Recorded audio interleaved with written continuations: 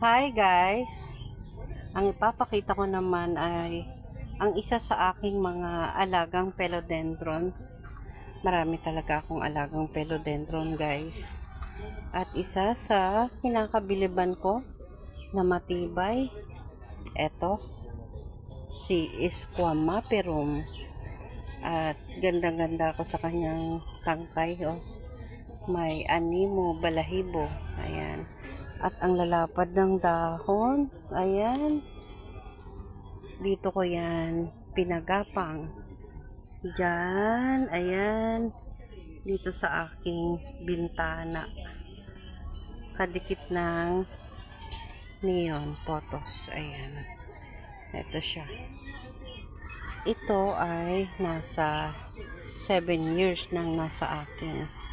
Dati, isang maliit lang ito na sanga na nahingi ko sa kapitbahay. Tapos, ayun na. Dumami na.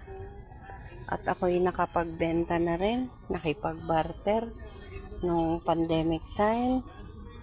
Ilan-ilan lang kasi yung aking mga philodendron. Ang ginawa ko, nung lumago itong Esquamaperum, binarter ko siya. Ayan.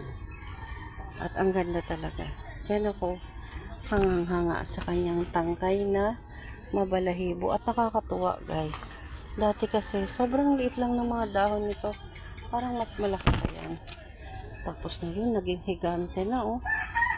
At sobrang gumapang na. Ayan. Ayun. Hanggang sa makakarating na sa dulo ng bubong. Wala nang aakyatan pero patuloy pa rin. Ayaw ko naman siyang ikating kasi medyo magaganda yung kanyang dahon. Ito, may batang dahon. Ayan. At ayan lang yung kanyang puno. Ayan lang. Tinanim ko sa lumang balde. At ngayon, oh, napatatag ko ng husto yung kanyang mga dahon. At ang ganda. At look, napaka-healthy ng kanyang bagaso, 'di ba? Ayan, pwede na nating ikat dito, cut dito. Marami tayong maitatanim. Pero pansamantala, ay hayaan ko muna siya.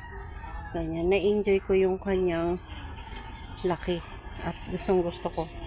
Napakatatag ng kanyang mga sanga. Ayan. Ganun lang siya.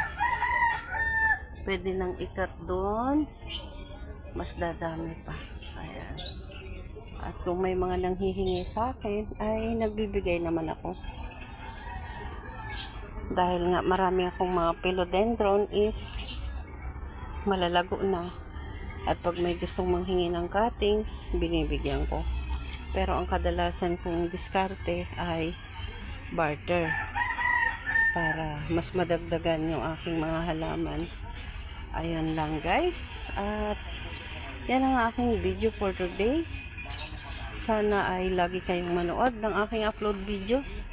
At pa-subscribe naman. Ako'y baguhan lang sa YouTube. Sana pala rin sa aking pangarap. Thank you for watching.